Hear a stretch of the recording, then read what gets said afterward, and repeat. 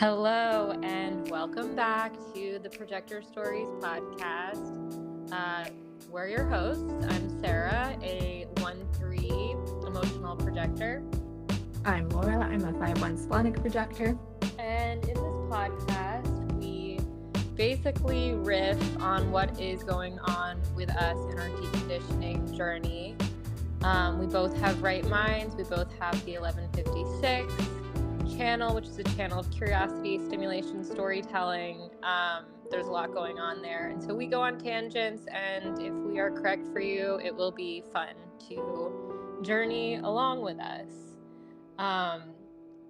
And today is my birthday, so I forced Laura to podcast with me because I was feeling like talking. So happy solar return to me. 36.1. That's where we're at right now. And there's plenty that we have to discuss. So Laura, has there been anything going on this past week, since our last episode, in your mind, in your heart, in your head, in your life, that has to do with human design and deconditioning and the like? Yes. Well, first off, hip hip hooray for Sarah. Everyone go wish her happy birthday. Happy rave return. But it's funny how you just said that, like, what did you say? Anything in your head, your heart? Yeah. I was in 4-H and we had a pledge that we had to say. And it was a long, I don't know if I can remember it. Let's see if my right mind can. I pledged my hands to greater service, my heart to something community, I don't know, I can't remember it, but like we had all those words in it. 4-H for like health, hand, heart, health. I don't know what they were. Anyways, I'll look it up. It doesn't matter, but it just threw me back to my 4-H days. So Good kudos to time. anyone in the audience if you did 4-H and you're a weirdo like me. But in terms of this week, I can let you go first, Sarah, because it's a birthday and you always make me go first. Not that you make me, you offer me the opportunity to go first. But you were feeling chatty, so you can go ahead and Yeah. get whatever Well, no, I you mean, want off your chest. there's so many things. There's um not self-mind stuff. There's been a lot of not self-mind stuff that's been going on lately, and there has been and now that we're in the 36, actually, I'd like to just talk about the 36 for a second, because it's one of those hexagrams slash gates in human design that I feel like gets a bad rap. And every time people talk about it, they're talking about it in terms of crisis and sexuality. And that's kind of like it. Like, that's where we go when we go to the 36. It's like, it's all about crisis. It's all about inexperience in sex and like wanting to become experienced, because it's a 36 that's moving us towards the 35th gate in the throat manifestation. Um, and, it's just interesting because I feel like, yes, in a sense, there's a lot of stuff that can have to do with sexuality when it comes to this gate. But for me, it's more like the depth of intimacy and closeness, and what happens in extreme situations, like what comes out of people in extreme situations or when they're triggered by extreme situations. And so I assume that people who have this as their like nodal environment would probably see more of that kind of thing. Whereas I feel like I have been instrumental in like supporting people who are going through that kind of thing, as part of just like who it is that I am. Since I was young, I've always been around extreme crisis, which would, make you think it's nodal, but like I wasn't just around it. I wasn't just seeing it peripherally. Like, I was handling the people, even at a really young age, who were just going through like the worst things that humans can go through. Um, and and it wasn't, the sexuality, I think, comes from this like this idea of this extreme closeness that happens when you are so vulnerable because of a situation in your life that you just have to crack open and open up. And yeah, I mean, it's just there was plenty of not self sexuality when it came to my, youthful years, of wanting to be more experienced, of wanting to, basically like say that I had kissed someone. I remember when I was like, I never had kissed anyone and really wanting to have had that experience just so I could get it out of the way. Um, and in a sense, same thing with my virginity. There was like a lot of like pressure to like not be a virgin because it was like, ugh, it was very, it made me feel like I was very like behind for whatever reason. But I think that was a common experience for kids, my age who like hung out with guys and were partying and things like that. But yeah, I just wanted to kind of shout out the 36th gate. I want to give it its time in the sun. It's actually called, I think it's called Clarity Swallowed by the Earth, if we're talking about the hexagrams of the I Ching. And I feel like it's the proverbial, like, angelic energy that gets swallowed by like the Maya and the mundane plane and has to like assert itself in places where this type of energy doesn't necessarily thrive. So, yeah, that's just me waxing poetic about my own personality, sun gate, and the journey I've gone through it. And I know, part of me knows that as I continue to decondition, that my life is not going to necessarily get smoother or less. There's not going to be less crisis, but I think that the crisis that I do face, I'm going to be way more equipped and present for dealing with as I move more closely to my true frequency.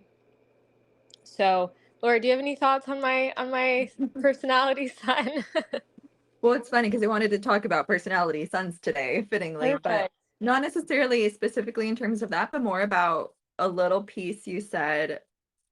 I can't remember exactly what you said, but it was along the lines of like who we are in conflict and crisis with one another. And I feel like that is something that is so deeply mechanical that we are, subject to it. Like we can't really control it, whether you're defined emotionally or not. Like when crisis comes and shit hits the fan, how we react in the moment is it like overtakes you, whether you get angry or whether you get upset or whether you want to fight the person that you're communicating with. I feel like only two non-emotional people together in conflict without any transits, any bridges together, electromagnetics together, are able to calmly work through conflict without like getting riled up, because the emotional center, it's going to rile us up. And so when we come into conflict of any kind, we are so reactive. And it's not like we're all innately reactive people, but within those specific conditions, reactivity ensues, and then we have to surrender to it, and then we get labeled as being, not we, but like everyone, not just me and Sarah, everyone gets labeled as being emotionally unstable or highly reactive or this or that, but it's really just the mechanics at play. Like we are so subject to conditioning and mechanics, and you can't turn it off. And it it is what it is. And trying to override that with our mind by saying, oh no, I'm not going to be reactive in this moment. Like you can't turn it off. It happens. Whether you are amplifying someone else's emotional center or if it's your own emotional center, being reactive, like you can't turn it off. And so I think it's fitting, not in terms of like the sexuality side of it, but in terms of the conflict and the crisis that comes from 36 and 6 as part of the emotional center. Because 6 is the wave, like the start for the whole wave. 6 is like the entry point into the solar plexus, which kicks off all the other gates within it. It's the entry point of all the waves. And that's what your earth is. Like it that's how it operates. You can't make it operate any other way other than to be sort of reactive in whatever way, shape, and form it happens, whether it's the moodiness of the 3955 or whatever. Anyways, that's sort of thoughts, not necessarily a concrete thought, but just thoughts that I thought in response to what you said. Thoughts that I thought. Yeah, no, I mean, thanks, because there's a one thing about me is that I've always been able to kind of get really deep with people.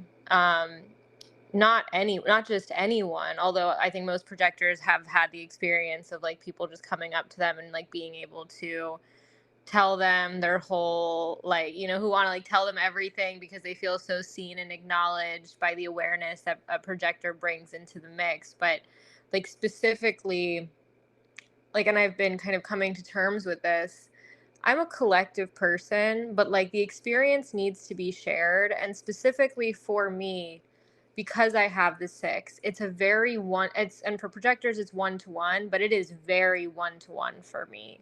I mean, I can tell that my life's work is basically going to exist within the one to one, or my life's experiences, call it what you will. And yeah, I love what you said about how conflict and crisis is like totally mechanical and we don't have any control over it. And that is definitely true. Like I can't stop the feeling of the reactivity of my emotional wave from starting to rise, but I can allow the time to go, right? Like I can allow time to pass by before I react, and I can, because I'm aware of the my own crash, because I'm aware of my own high tension and extreme emotional reactivity, when it comes out of other people, I have less of a astonishment that some others might have, or be shocked or afraid. I'm kind of like, yeah, yeah, yeah. Like I'm used to that. um I understand, like I understand what you're going through. I'm not afraid of what you're going through. You may not want to be this reactive in this moment, but if you're going to be, it's not something that I am like I'm not it's not something that it's not my first rodeo. What a 36 thing to say. um, it just is not my first rodeo. So I'm like, there's some people who maybe haven't gone through these types of extremes in human behavior, because 36 has to do with new experiences that nobody has ever seen, had, or heard before. And so it's like seeing the extremes, seeing situations play out in ways where it's like nobody's ever seen this before. Like, so you should be, there's a logic to being shocked or afraid by it. Um, and that's where I do my best work. So I'm always like, okay, like here we go. Like I'm getting tapped in universally. Um, it wasn't necessarily preferable, because the other thing is like, the shallow kind of chit chatty, surface level relationships. Like I am completely, for lack of a better terminology, like disabled in those. Like I'm clearly on the spectrum when it comes to that kind of thing. But when it comes to intensity, it's like, yeah, yeah, here I am. I know it's my time to shine. Um, but what were you going to? I would love to hear what you're going to say about personality sons in general. Well, it's a big tangent. Well, that's It's like, okay. We don't need to talk about my birthday anymore. I think we talked about the excuse me. 36 Well, enough. it's actually it's really, really rather ironic talking about birthday. So, again, as per usual, we like plan things out in our heads before we come here, and then when we talk about it in real time, it does not come out the way it was intended. So we'll see how this goes. But um I was internet stalking someone, as we do, of course, an Instagram influencer, let's say, and he um I just wanted to know his birth time for whatever reason, or his birthday, and I couldn't remember why. I had the inkling that he was either a Leo, a Capricorn, or a Taurus. He's a Leo, so at least I was right on one Good point. job.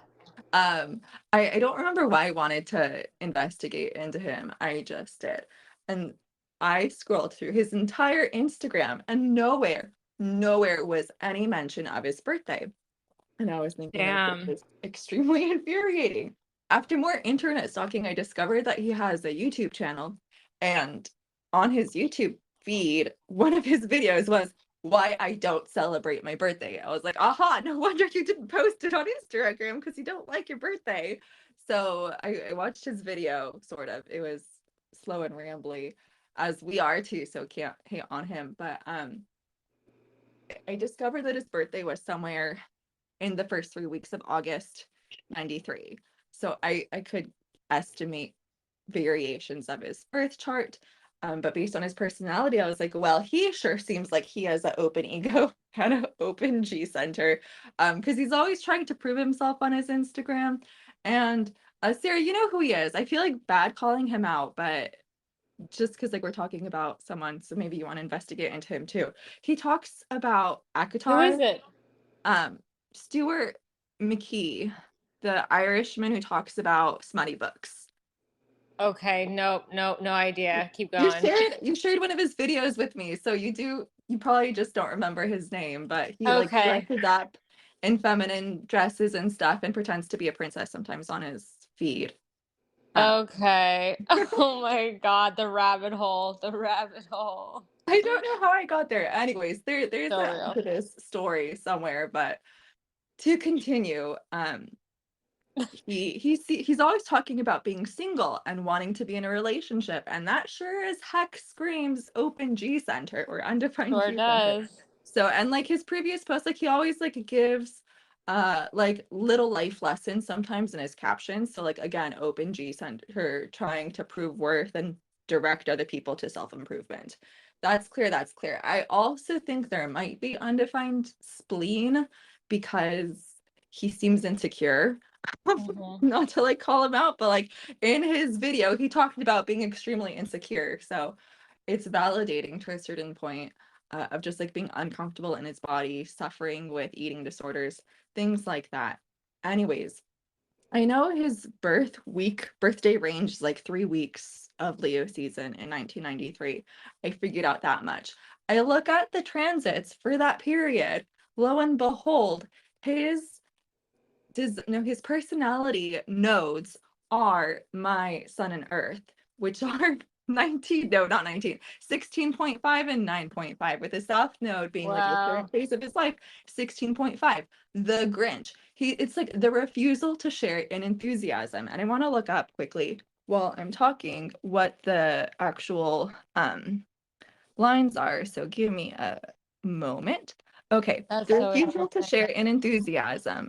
Is that Uranus or Pluto? Something, I think it's Pluto, exalted. The power to avoid enthusiasm for the sole purpose of being converted. As with Dick and Scrooge, eventual conversion leads to greater and more enduring enthusiasm, a lack of confidence in the expression of skills that needs the encouragement of others. Mood and detriment, the perverse feeling that sharing and enthusiasm hampers individual development. Why should I be happy when dot dot dot, etc. A lack of confidence in the value of encouraging others. And as that's my earth, like I highly resonate with it. And I was thinking, like, no shit, Sherlock. If he's like not wanting to celebrate his birthday because he doesn't feel worthy of having any sort of attention on himself and just feeling super devalued, like, no wonder he feels that way. And I just like want to be a projector and give him unsolicited advice and hop into his DMs and be like, hey, human design can help you. Like, I am here for you. But as a projector, I cannot do that, unfortunately. So I will hold my tongue and let him suffer in silence, or not silence, because he's talking about his suffering, but whatever. Anyways, I was thinking about that, and in terms of myself, and in terms of heresy. And that got me to thinking about 9.5, which I'll also read, which is more along the lines of like what I've been experiencing this week in person today, obviously, because it's my personality sun, but 9.5 is in the, well, 16 is in the throat, let's say, if you're not super duper familiar with the birth chart, and 9 is in the sacral center. The trust that detailed adherence will lead to fulfillment. Jupiter exalted, loyalty to the letter of the law, the power to focus and bring value to concentration, and earth in detriment, like the mystery of God, doubt engendered through the perceived logic of a process, where the lack of power to concentrate leads to doubt. And I've been thinking about heresy in general, and this is like something that Sarah was thinking about too this week. Heresy and how to correctly go about being a heretic. For myself, it's a right-oriented heresy. Like I can't pick and choose the heresy that I exude out to others, it has to be pulled out of me. And with an undefined G, there's no sense of identity or direction with the heresy that I provide to others. It's really, really, really dependent on other people. And as it is in an undefined center, it's dependent on the conditioning of other people to be able to give me the energy for it to come out. This past week, my mother has been getting her blood checked and looking at her test results for her thyroid. And as I'm an investigator with my 5-1, she's a 3-5, like she will experiment and she does some investigating, but not to the depth that I am able to investigate properly into things. She asked me to help her read a textbook on medical stuff to understand her thyroid results, which in that instance, it's like, here's energy just by her being her and me being me, and the mechanics that we are subject to, that it's like not like she's intentionally giving me energy. It's just in her asking me to do this, I'm being conditioned by her aura, receiving the energy to be able to investigate into the thyroid and look it up and understand it and read the textbook for her and explain it to her and like provide her that heresy, provide her the information, the details that she is needing that she cannot get on her own. Whereas this morning, on the other hand, my dad's sister called him. So my aunt called my dad on the phone and like they were talking on speaker. So I heard it.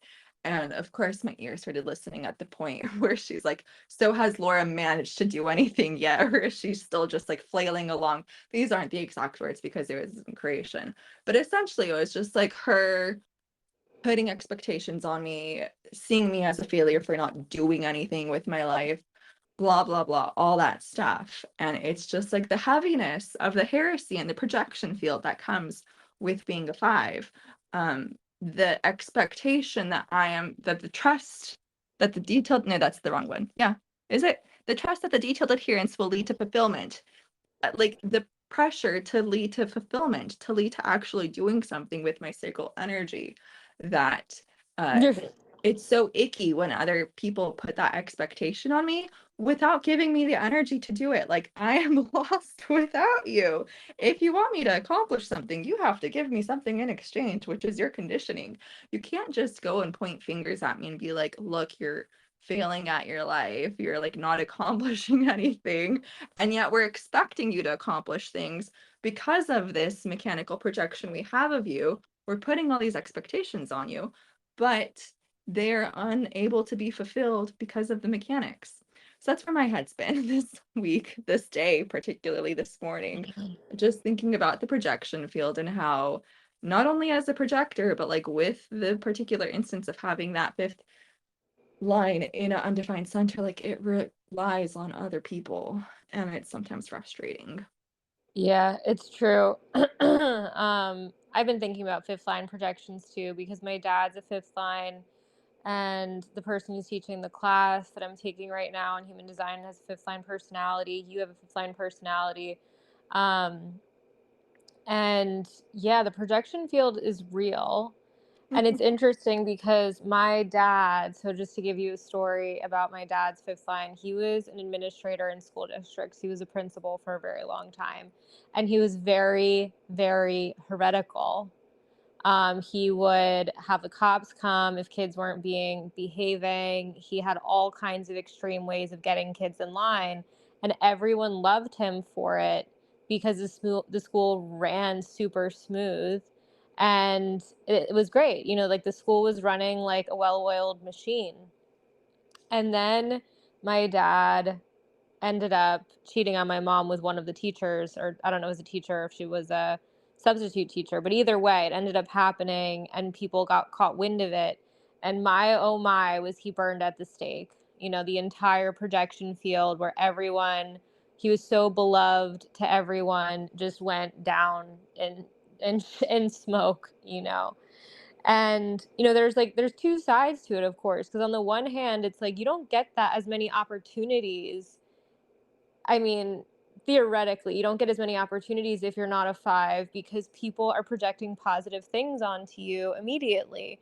And on the other side, of course, because nobody, if it was me who was the principal, I may have been a good principal, done the things that I needed to do, the school may have been running smoothly, but I may not have had that projection field on me because I'm a 1-3.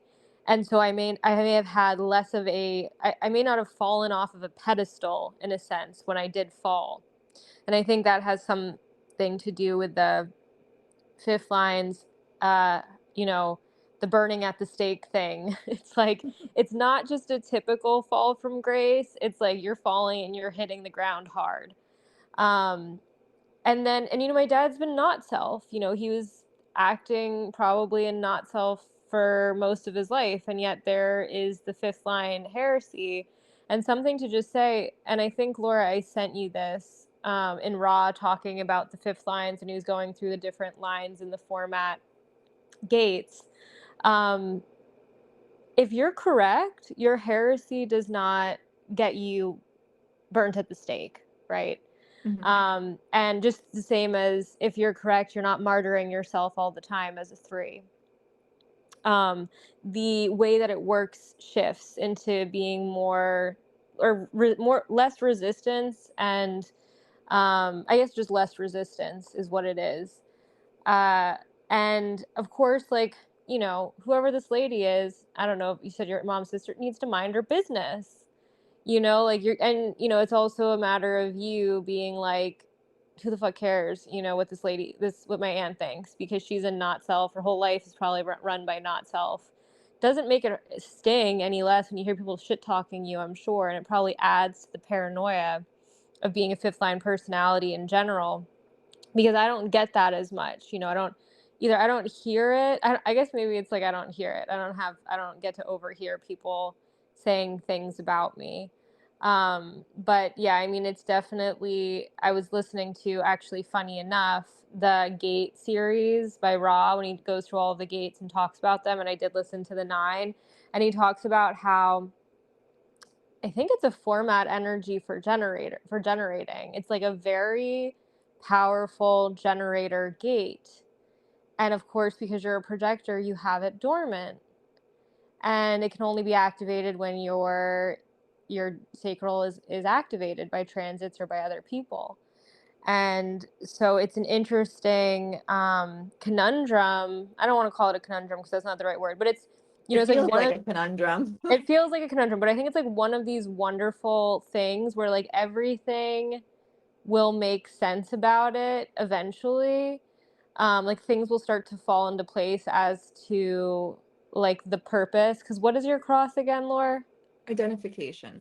Yeah, about the heresy within the cross of identification. Anyway, something will like shake loose where and the thing that I've started to understand about the holographic nature of reality, the fractal nature of reality, is like the surface reflects the depth. Like there's a simplicity that we can look at on the surface that seems very simple, but when you start going into the substructure and the weeds and base tone, color, like all of this stuff, it too reflects the surface. Like there's something where oh gosh, I'm not going to say this right, but I hope that it's understood.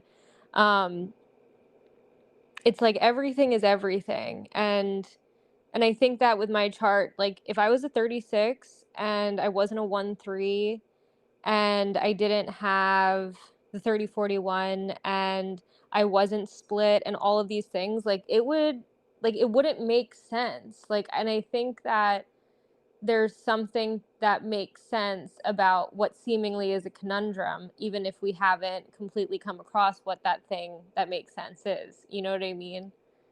Yeah, makes sense. to, to have my response moment. I did not know that about your dad and your stepmom, that that's how they started out. I knew that Not my stepmom. That was my Oh. dad. My dad's been around the block. Oh. But that was the woman that he left my mom for. He met someone, just so that everybody knows. My dad doesn't care. I don't think he's not listening. Maybe he is. But that was a 10-year relationship post divorce with my mom, and then he got into another couple of relationships before he settled down with his now wife, my stepmom. Okay. So yeah.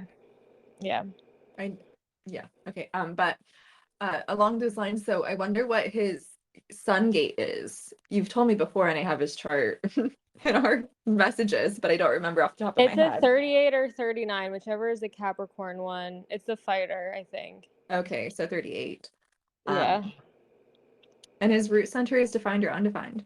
Defined. He has a splenic. He only has the 3254. It's his only Oh, defined channel. all right. It's Interesting. really open. That like the fighter, yeah, that makes sense with him like being such a strict principal and calling the Yes. cops on students. That's super fascinating. And yeah, like projections, it's well, it was funny how you said the projection field is real, as if it's imaginary, as if like anything of human design is real or imaginary. Like you can't help it. Like it is deep. Well, I think it's deeply mechanical the way it Yep. works. And there's no controlling it or trying to make it something that it's not, because Yep. it is what it is, whether it's pulling you in to like be obsessed with the five, or it's repulsing you to be like, let's burn that mother effer down. um Yeah. yeah, Yeah. it's crazy how it works. And sometimes it wavers, sometimes it comes in and goes, but yeah, it makes me think about the people who think I'm the bee's knees that I don't know about, like all the strangers out there who are projecting on me that I'm unaware of. Um, I feel like they don't exist, but supposedly they do if mechanics are mechanics. Yeah. Well, and it's correct, right? Like to have the projection field on you. It's a matter of strategy and authority. If it's correct for you to engage with someone who has a specific projection field, even if it has nothing to do with who you are. Yeah. So it just is what it is. It's not like you can be like, okay, well, we're only going to engage when you see me clearly. It's like, yeah, then just go hide in a hole somewhere, because that's the only way that you're going to be able to do that.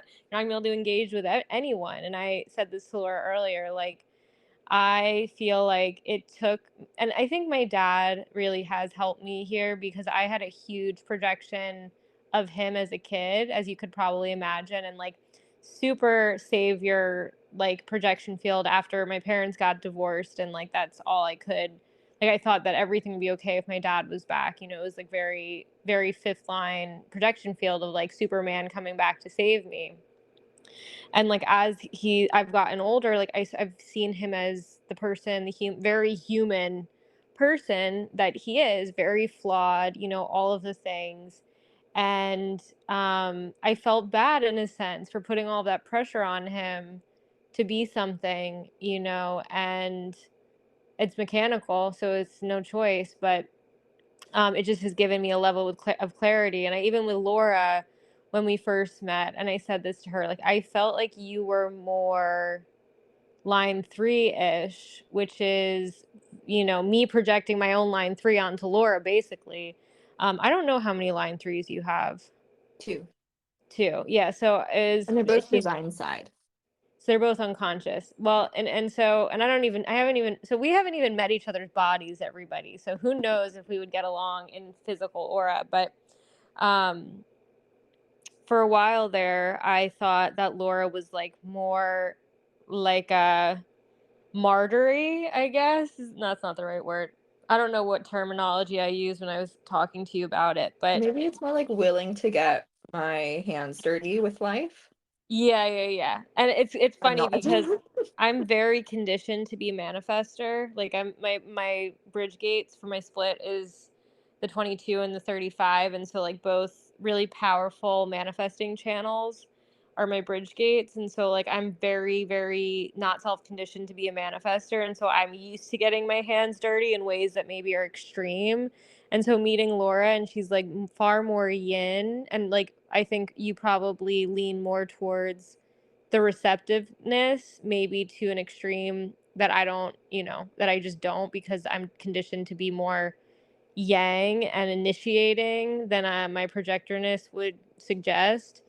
Um, and so it's just funny because sometimes I say things or you say things to me, and I'm like, we have two completely different experiences of life. They're just completely different. And I guess when I first met you, like I projected more of my own experience onto you. And it's hard to navigate because you feel, I'm not saying so much with you, but with other people, now that I know, it's like because you feel like you're kind of like walking in a funhouse mirror like place. You're like, is it like, how do I engage with someone that I'm not really sure what what I'm actually seeing here?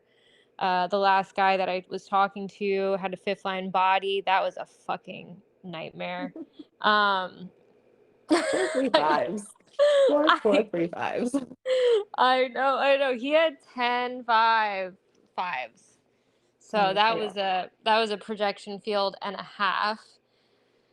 And yeah, I mean, it's interesting to think about the correctness of those types of projections. And if I wasn't aware, like, I might be jealous of fifth line bodies, fifth line personalities, because it's like you get all of this extra positive juice on you, because people are usually projecting positive things, like they're The projecting. paranoia, Sarah. The paranoia is real.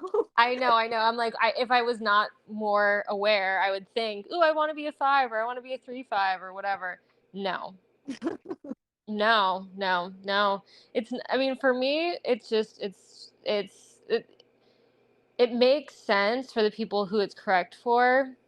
But yeah, I mean, it comes with its own particular set of, I don't want to say downsides because that's not really right, but its own challenges, Mhm. that when you're fifth line, you have to deal with people's projections, and then you unintentionally not living up to their projections, and then them deciding that you're a hunk of garbage because of it.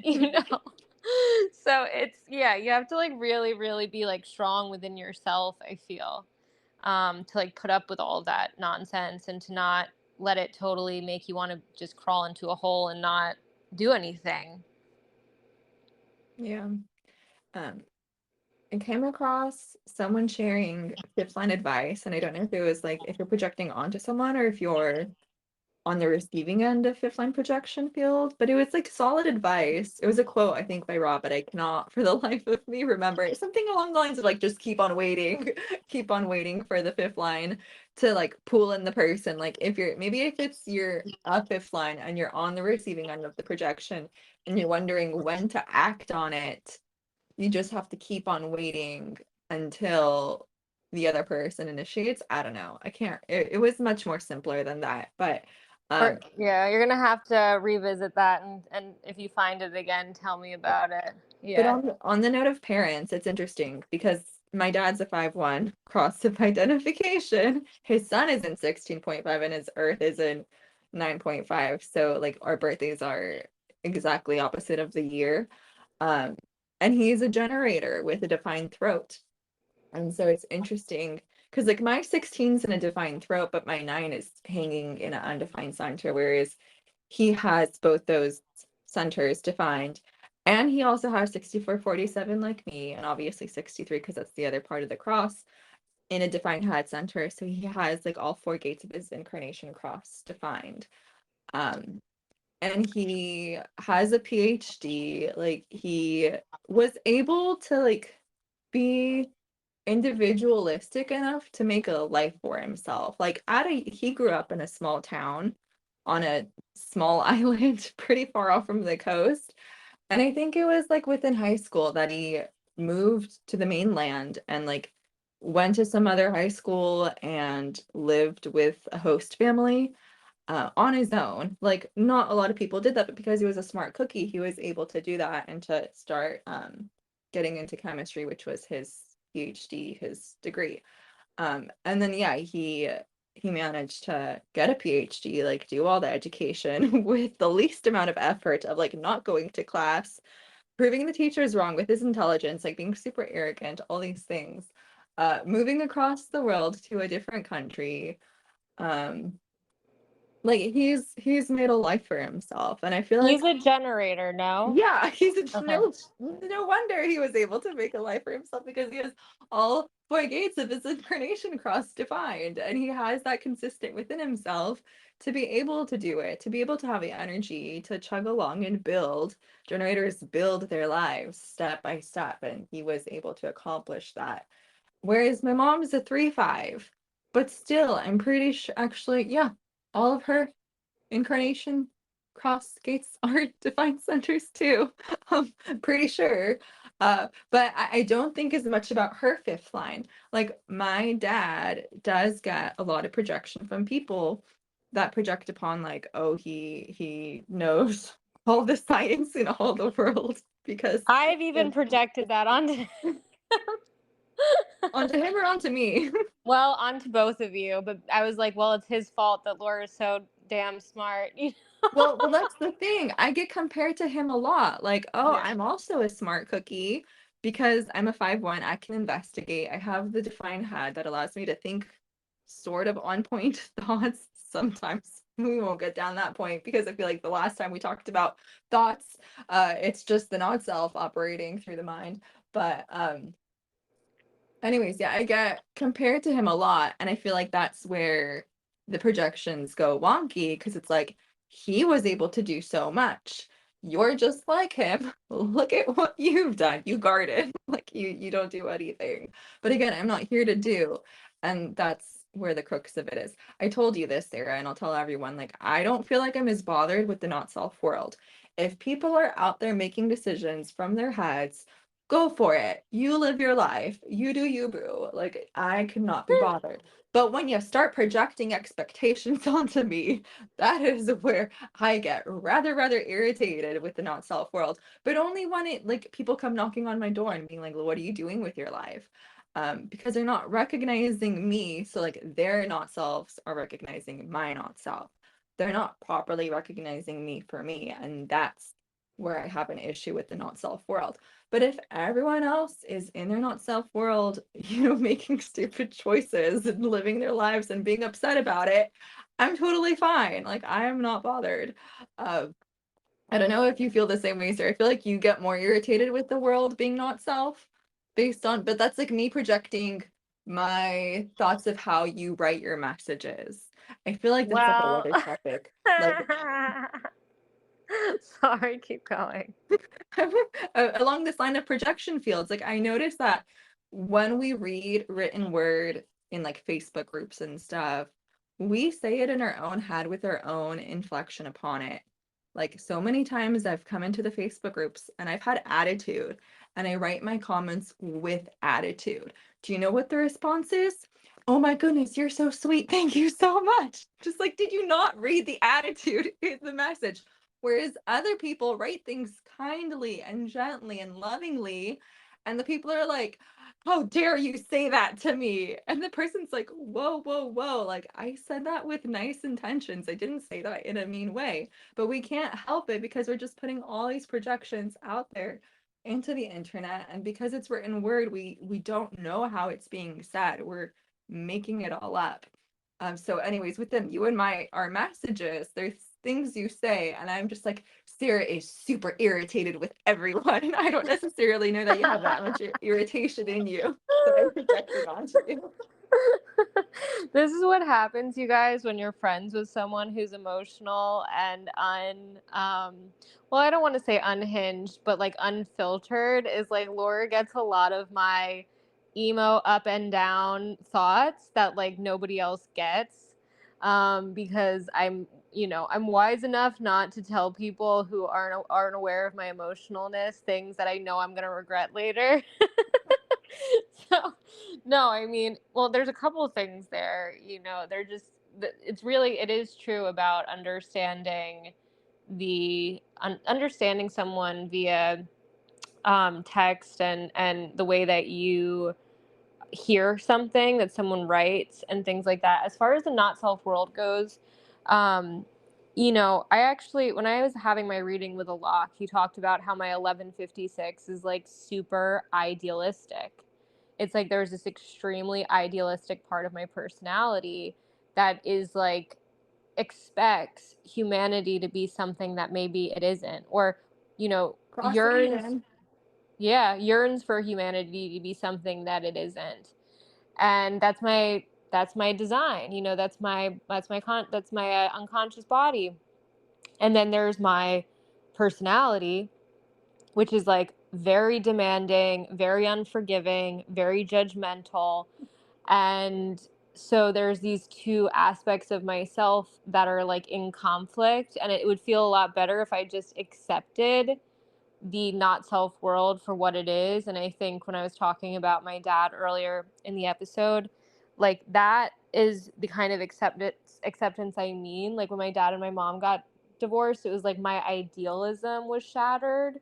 But it's a very human thing to happen, right? It's not something that, like, to think that humanity should be in its ideal state is a waste of time and energy. And yet that's what I'm comparing them to when I get pissed off at the not self world. And as I was talking to my dad, I realized, wow, like really fascinating looking at this man's life, not self or otherwise, to see how his fifth line showed up, to see how his cross showed up, to see what it's like being a heretic in a school environment.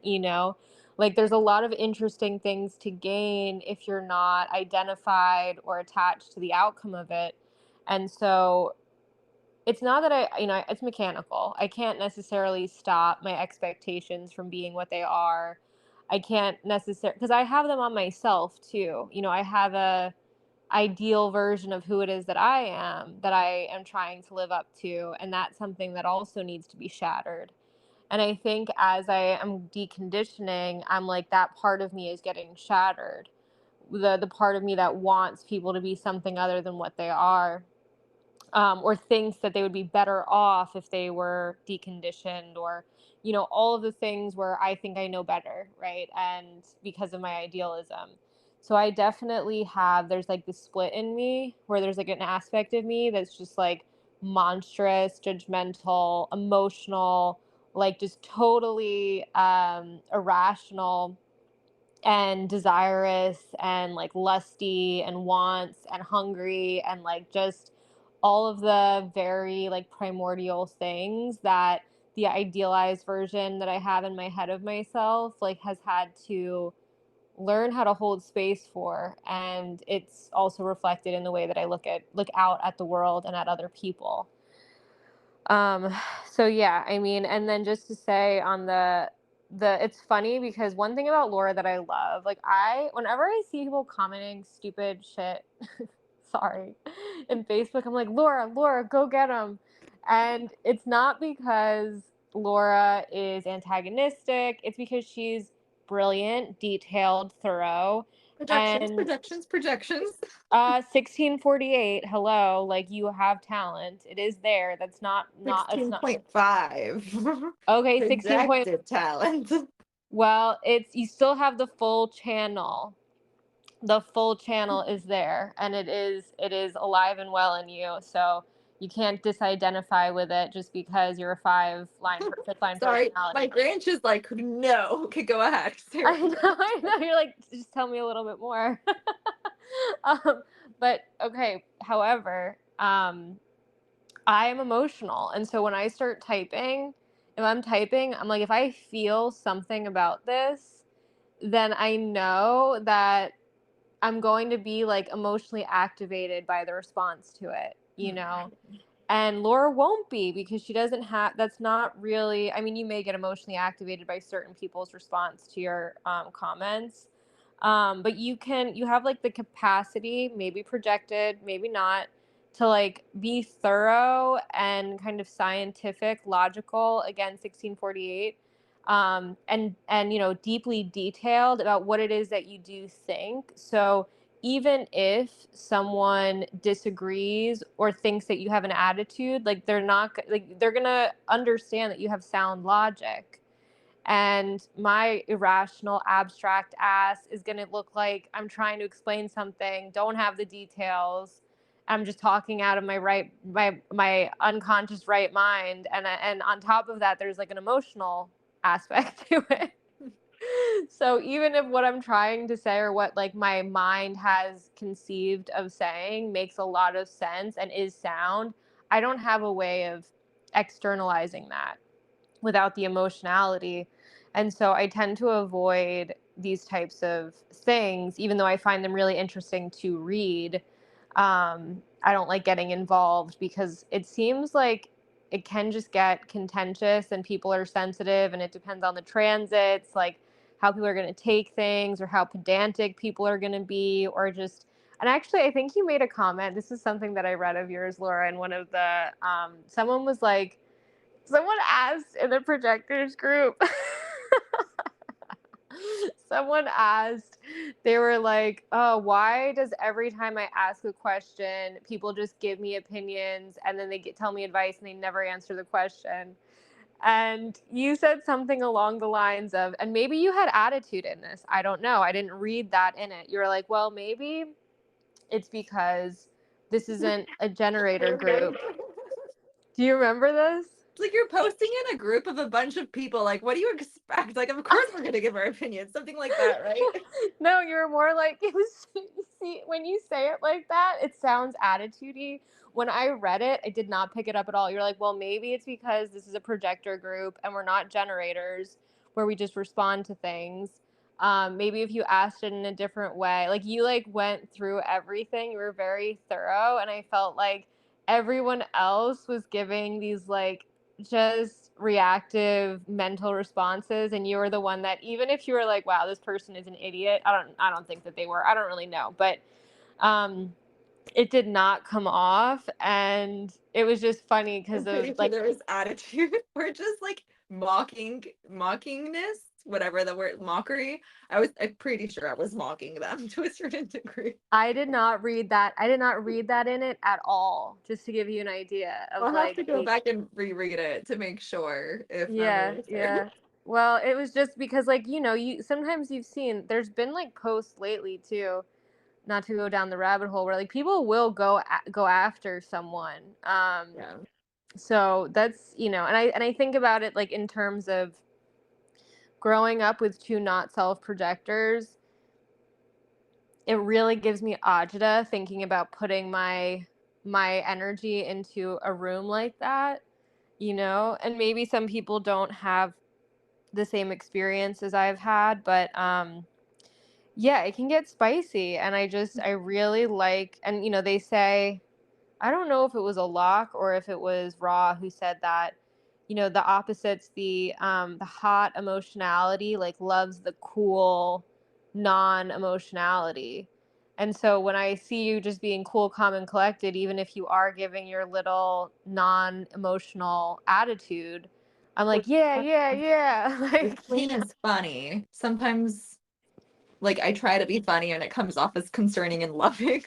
So I don't know, maybe that's it. I don't know. well, maybe it's a projection field. I don't know. I have no idea, but I do know that, um, on the real, after being friends with you for now 3 years, mind you, and still not meeting you in person yet.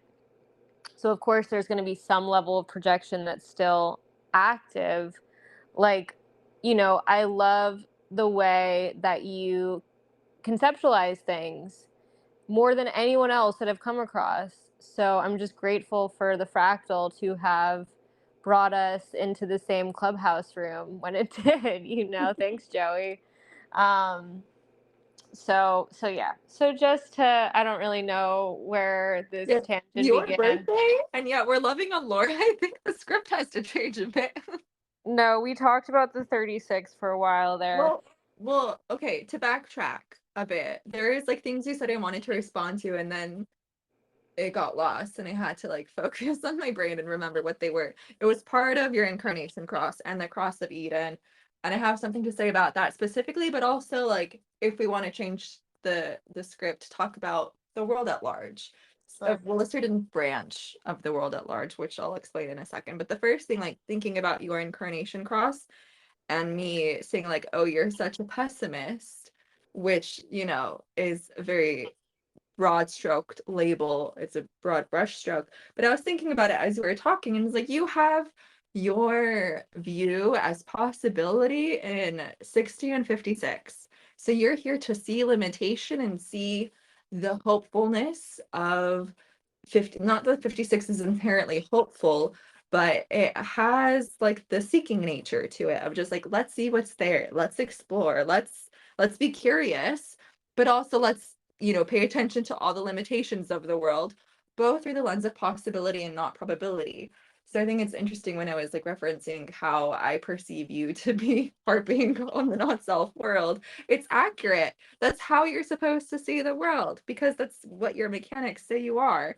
And you have your incarnation cross, which is the cross of Eden. So there is that idealistic view of like, look at where we're supposed to be and how much we've fallen through the lens of let's look at the curious openings and potentials that we have. And that's some weird words. That's not what I wanted to say, but those are the words that came out of my mouth. And the limitations of the world. It just makes sense. So there's that. Uh, Good. but then talking about the not self world at large, sort of to a certain extent, I want to talk about dating, which I don't do. So I'm speaking from a very impersonal perspective here.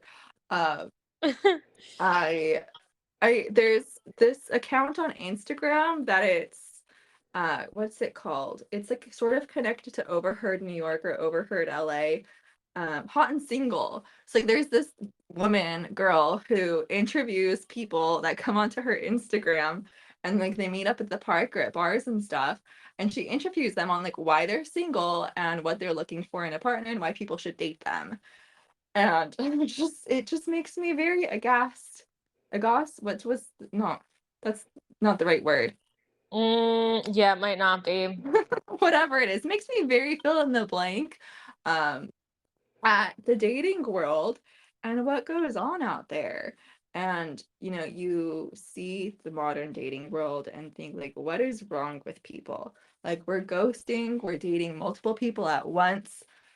Everyone's just a F boy or a F girl. Like, where is the hope for humanity? Mm, However, this is not anything new. I came across a video of like someone who's into historical fashion, which is how I found her account on YouTube. But she what had the same thought of like modern dating world is atrocious. However, let's go back to the 1950s and compare. And the 1950s were equally atrocious. You were encouraged to date a bunch of people at once. Like she gave hilarious examples that were like recorded in books or in magazines or what have you about people giving dating advice to people asking for dating advice of just like what should you do. And like there is a story of one girl who like every other day she was committing to another guy and she was falling in love with all these guys. And I'm not doing it justice. You should really go find this person. Catalina. Oh, she has some Polish last name. I can't remember it off the top of my head. But if you feel like scouring the internet, go find her because it was very, very funny. But anyways, like people were encouraged to like date multiple people at once, like commit to different partners, just be horrible in terms of dating. I'm not doing it justice for comparing it, but I feel like it's pretty equal to like the things that people do today. And then you go back another 100 years or so and you look at the 1800s where like you had the marriage season. And you would have select few months in which everyone of the aristocracy would get together and proclaim themselves as marriageable. And they would dance and like have to deal with the social anxiety and repercussions of being acceptable by others on the marriage mart or not. And like all the ladies were encouraged to like marry at 18 and all the men were just like horrendous and atrocious and not just wanting to sow their wild seed and not invest in a certain partner. And again, I'm flustered with it. I can't think concretely to offer advice. And I don't know what my point is. Again, 60 for 47 with not knowing what the point is. But I just wanted to bring it up as a conversation point of thinking about like Sarah's perspective of Eden, the cross of Eden, the world at large, looking at it from the collective perspective, like what is our society? What are we doing? Why are we horrible human beings? But is it is it changeable? Do we have the potential to change and evolve and become more decent with one another in the dating world to find partners? Like, I really don't know. I feel like there is no hope. Like, we've screwed ourselves historically, and there is no getting around it. And we've just set certain rules and like habits and patterns by which society functions, and there is no escaping them. Yeah. No, I mean there's a lot of ways to look at this. I think that when we come up to the ideal within our own minds about dating and the expectations around what, again, an ideal situation would be, we're going to be disappointed every time. I mean, truly, truly. I'm not even being like it's not just my pessimistic third line. Like, this is the reality, and it's not to say that there can't be some surprise, but it's like the fantastical romantic version. It isn't something that's necessarily sustainable in a way over a long term period, where you're not dealing with just the reality of the human, like the reality of the human. Like, I have bad breath in the morning, and sometimes my hair looks insane when I wake up, and like, it's not all cute and fun, and some of it's just like dirty and gross. And that's not necessarily related to anything that you just said. However, um there is, I don't want to say there's no hope. That's not that's not my view. That's not my trip. My trip is possibility. And of course, there's possibility of limitations there for sure. But I think that, something that gives me heart, like it really really does, is human design. And it's part of, I guess, why I've like allowed myself to get out on like TikTok and be more forward facing about it, because I don't really find I don't really think that I'm going to, excuse me, find someone in the not self world to date. Like, I've kind of come to terms with this. And I'm not saying that if it's not correct, like if it is correct for me, I find somebody and it's correct, regardless of, their time and dedication to human design. That's something, but like I anticipate that it's probably going to be someone who does understand human design, if it is anyone at all. But like, it makes me want to get more people to understand it, because I really am heartened by the nine centered idea of intimacy versus the seven centered idea of intimacy. And I can't remember what I was listening to. Don't at me. I'm right minded. Shit just comes out. I don't know where I got it from. Thank you very much. Um, but our whole world is based on the seven centered intimacy. It's based on a very yang conception of intimacy, which has to do with, we sleep together and you take care of the kids and I go to work. And that is what intimacy is. When I'm interested in the outer authority communion, the potential passenger communion, like my true self being able to commune with someone else's true self. Like, I think that's so beautiful as a potentiality. It keeps me hopeful, and it keeps me wanting to keep putting information out there, because maybe Mr. Right, quote unquote, fuck that term, but you know what I mean, is out there and he doesn't know about human design yet. And maybe he stumbles upon something that I post and it sends him down the rabbit hole. And in like 10 years' time or something, I meet him and he is deconditioned and he's his true self, and we can commune then. So I'm like, I want more people to understand it, because I think that there is no real um there's not a lot of space, and there's not a lot of what feels like good that comes from the seven centered conception of intimacy within the not self world. It is deeply limiting, and it's deeply heartbreaking, because essentially what you're doing is like you're trying to compete against people to be the same as everyone else.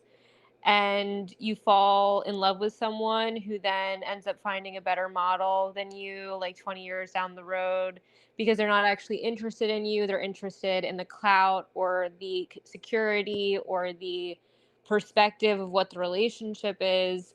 And or they've been, strong armed by religion and religiosity to think that they have to. Like, I don't really see a lot of seven centered relationships that feel like something that I really genuinely want to be in. And so for me, it's like the only hope is to create something that hasn't been yet, you know? So I'm like, oh, no big deal. Just out here trying to figure out how to get more men into. Because the other thing is I just don't anticipate myself switching sides either. Not to say that it could never happen, but just to say that hasn't been my experience of what I'm attracted to. Um, into human design, so that they can, let go of the conditioning around the seven centered intimacy. And Laura, this is where I really want you to listen to, this is probably where I heard it. I was listening to the Godheads talk by Leela and Darman, and they go through basically the way that the different Godheads program you based on, what your gate is, your personality or design, like gates are. And there's a, what's the word? It like evolves, right? It starts in one way, and then we move into the section in the summer. And something that was said, thank God for my right mind, because I did not know this was coming out of me today, but something that was said by Leela, she's talking about Parvati and how Parvati sold women out. And like so much of the hexagrams have to do everything with the hexagrams have to do with this dance between the yin and the yang. The hexagrams are 6 lines made up of either yin or yang between each line. They can either be one or the other. And so much of what has happened or was part of the program is the yang, which is the mind essentially, has tried to or attempted to take over the yin, the form, the form principle, thinking that it's in charge of it. This is what the seven centered life is all about. And we get to Parvati, and her whole conditioning thing is that the woman stays home, is subservient, does whatever the husband wants her to do, takes care of the kids, and the guy just does whatever he wants. Like that is part of, if you have, and just to say, like, the Godheads have to do with like how the program is conditioning you. It's not like a necessarily something that you're looking at like, oh, this is my Godhead, I need to pray to this Godhead. It's no, no, no, this is how the program gods are conditioning you. And so to be aware of it is really interesting, and especially in relationship to this, because there is a what's happening. And what Ra was, he says this, like, he, not in this term, I'm going to paraphrase him, but essentially that he's a servant of the yin, that he's come for the great yin revival, because the form has always been in charge. And so this is a gigantic moment of a changing of the guards. It went from yang, mind, mental control, over the yin, to now the yin being the thing that we have to surrender to. And we all have both within us. We're all made up of yin and yang. And so it's not to say like men or women. However, if you are a man and you are conditioned by the Godhead Parvati, it's going to show up differently than if you're a woman conditioned by the Godhead Parvati. Um, and, each of the Godheads have different things to do with the relational dynamics too. Not all of them are, there's different quarters throughout the year. Some of them are more focused on relational dynamics than others. But all of this just to say, when you're talking about the dating world, it's like, yeah, it's seven centered, based on the gods of old, based on the program. And there's a changing of the guards now, and we're in this middle ground where no, there isn't a lot of eligible bachelors just floating around everywhere. It's not like you can just go to a bar and be like, oh, that seems like a good guy. No, now we have more expectations. We don't just want to get knocked up, stay at home, and have a loveless marriage. We want communion, and so going from one norm to a new norm is going to be a interesting, complex endeavor, to be sure. And it's, I like I said in the beginning, it's kind of what compels me to, as a split definition person, to like want to get people more interested in human design, because if there is any hope for dating in the future and really having communion with someone, they need to be who it is that they are. So that is my long ramble on what you just said. A good ramble. I was listening intently the entire time. Um, I wonder, do you remember off the top of your head which gates Parvati is associated with? Yeah, she's in Cancer. She's like, I think at the end of Cancer, Okay. and I think that she's actually associated with like 38 and 39, or no, what is 39 in Cancer? Yes. So yeah, so that, and then a few of the surrounding gates. Uh-huh.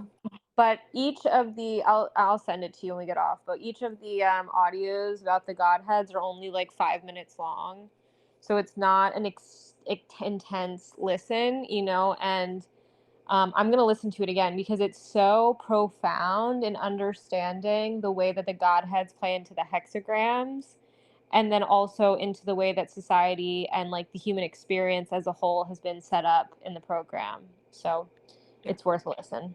I Hmm. think I started listening to Raw's Godhead lecture, but I don't know. I don't remember if I finished. I don't know how I feel far. like those are so much longer, Yeah. but I can't recall. Because And Raw tends this, to ramble, so there's a lot of unnecessary tidbits incorporated into his talks. But for detailed purposes, brought to you by Laura, your Godhead is dependent solely on your personality sun gate, not any of your other gates, just your personality sun. And you only have one, and that's where your personality design crystal personality crystal comes from, that specific godhead. Also, each godhead, they share the first two lines of whatever hexagram they're associated with. So like each godhead has four hexagrams. All four of those hexagrams share the same first four. I kid you not. Not I kid you not. Whatever, I stand corrected. There we go. I can't remember. My brain has stopped functioning. Excuse me. I kid you not. My brain has stopped functioning. But the first four lines of the hexagram are associated with each godhead. Each quarter has the first two lines of the hexagram associated with one another. So each Mhm. godhead belongs to a specific quarter, whether that's initiation, civilization, duality, or mutation. Um, so if you're wondering how to figure it out, or the why it is what it is, it's because of the lines of the hexagram. And then when you get to like the specific gates, it's like the top two lines 5 and 6 are what make each gate unique from the others that are neighboring it. But the first four lines have that connection within each godhead. So details with my malfunctioning brain. I think my Yes. brain has had enough. Yes, yes. Well, and I mean, no, I appreciate you saying all of that because again, like, well, first of all, like again, I am a big Laura fan, you guys, or else we wouldn't have this podcast together. And I hope she's a fan of mine too because I that am. probably that probably played into it too. But yeah, I mean, I love the details. I really do. I appreciate them so much because it adds that level of like, just if anyone's confused by it, it's so like, it's just one of those pieces of the puzzle that when you figure it out, how like all of these things are connected, like Laura was saying, the whole each quarter has the same first two lines of their hexagram, and then each godhead shares four lines of the hexagram, and then the top two lines are like where there's a little bit of wiggle room between each gate within the godhead. But one thing I will say is that if you, I don't know how all of the softwares work, but I know on Genetic Matrix, they will give you like a compilation of like where what Godhead shows up the most in your chart. That doesn't shift what Laura said. It's still that your main Godhead is the one that your personality crystal is a part of. But it is sometimes interesting to look at like where what Godheads show up the most for you, um, just as like an experiment, because mine is, oh Lord, my Lanta, what is mine? I don't Mitra. know. Mitra. It's Mitra. But I have Vishnu that shows up a lot in my chart. So, I'm not going to get into the meaning of that, but there's a there's a lot to be learned about the archetypes within them, and that was one thing I really liked about the Leland Darman one, because they come at it from like a feminine masculine perspective. Like there's like the yin and the yang, literally them two talking, and you can see that they both have their own perspective from like the feminine like incarnation versus like a masculine incarnation perspective. So it just gives like a very full yin yang understanding. um Anyway, I don't know how we got here again. Well, I Dating. was I was ranting about the dating world, and you were offering solid advice about seeing the dating world for what it is. Yeah, yeah. Well, and it's funny because I was given the advice this week to not have expectations. Um, and I was thinking in my head, like, I can't control if like whether or not I have expectations. I don't know if other people have the same experience. It's like I just have them, and then I can tell myself, okay, Sarah, like that's an expectation, and it's okay if it doesn't come to fruition, right? Instead of like when it doesn't come to fruition, like my emo wave crashes and burns and I want to die. It's like I can't help but have the idealism. I can't help but want what I want. I can't help but have the expectations of certain things coming to fruition, but I am pragmatic. I mean, I have the 30.2 as my personality moon, which is pragmatism. And so I know that there's the fates that we have to all deal with when it comes to these ideals and these expectations. And it's important to like still allow your heart to like have its excitement, its expectations, its ideals, but then have that deep pragmatism when you actually allow the rubber to or the rubber hit when the rubber actually hits the road of life and you're dealing with the bumps. um to just remember that, yeah, I mean, a lot of people are not self people. It's They're going to show you all different kinds of things on your journey with them in friendship, romance, and any other type of intimate encounter. And you have to kind of allow for it within your mental framework at the very least, so that you're not totally destroyed when the expectation doesn't meet reality. Yeah, solid advice. I feel like when we look at the four types, just in general, I feel like they're all solid life advice. Like, don't give unsolicited advice. One, don't do things your body doesn't want to do. Two, three, tell people if you're going to do something that's going to affect them. And then four, be open to the possibility and like don't get hung up on expectations, because if you do, Hmm. you're going to end up disappointed. It's the Yeah. reflector thematic. Like, you have to be open and wait Hmm. things out and then let the surprise hit you, because it's, yeah, very Yeah. very easy to get hung up on expectations and then to be thoroughly disappointed. Yeah. Yeah. 100%. And I think we were talking about this too because offline, I mean, I was like, I think that because when you're a not self, like you have tendencies to go into different types strategies, or authorities, even that like my not self is really angry, and so seeing that was like just when you said that just reminded me of thinking about it in those terms of, this isn't just these four types are not just human auras. They're archetypes in a lot of ways. And yeah, I mean, I know that my anger kind of like bread turns to sugar in your body. my anger turns to bitterness in my body because I'm a projector after all, but like I have a lot I've had a lot of not self anger from like living life as a not self manifester. So, yeah, it's all good advice to follow. And it's funny too because there's that thing called the four agreements that Laura has talked about in many different places when we have had different types of talks with each other. I don't know, Clubhouse, Astro Alchemy, you've talked about it. And I feel like it's like the four type agreements too, like are just Yeah. good, solid life advice type things. Now I can't remember what the four agreements are. I don't Like, know what they are either. one's So, always do your best, impeccable, which I disagree impeccable with with. your word, impeccable with your word. Yes. That's All like right, manifestory. come back next week, folks, for the other three. Well, I know one's always do your best, but that sounds like ego conditioning, which I don't like. Yeah, I never liked that one. no, Yeah, but I can't no. remember the other two. So much for me like We're harping about them. rewriting. You're like, do the four agreements, do the four agreements. And now I don't know what they are. But yeah, there's Well, four we're agreements for rewriting. human design. We're rewriting them so they make more sense. Sorry, Wait, whatever Don Miguel Ruiz, is that his Yeah. name? Sorry, we're coming up with a new one. Um, but Hope it's yeah, not I mean, trademarked. just to say, yeah, sorry if it's trademark. We're just shooting the breeze over here, but nothing to see, nothing to see. Trademark, please. Um, but oh crap, I was just gonna say something.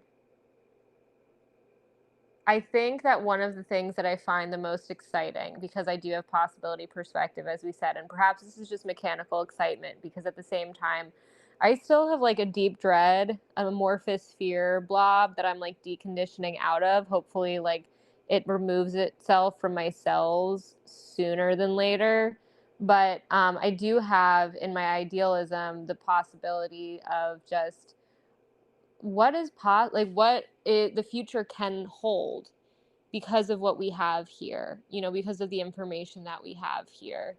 Is it going to be a straight line? Certainly not. Is it going to be easy? Probably not that either. But I'm just excited at the prospect that we don't have to have relationships like our parents did anymore, and that we can meet each other in a real, true intimacy.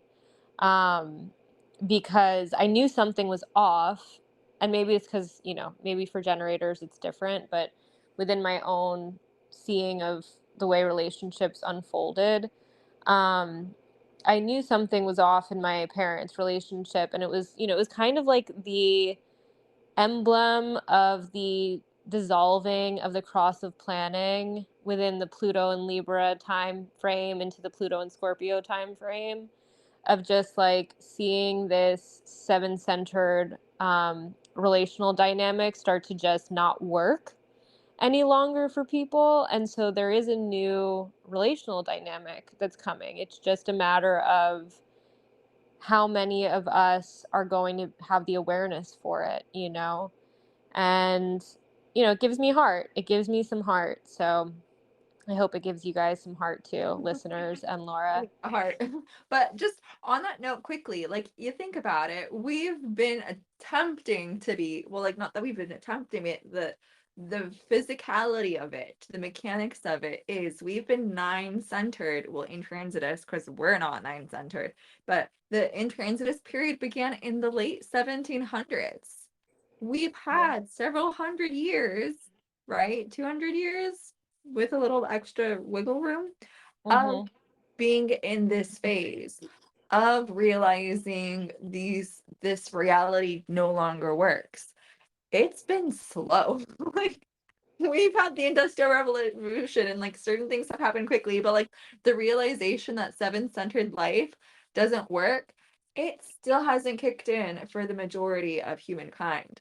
So I mean, you're just trying to give me heart. I'm just like, let's tear the heart down.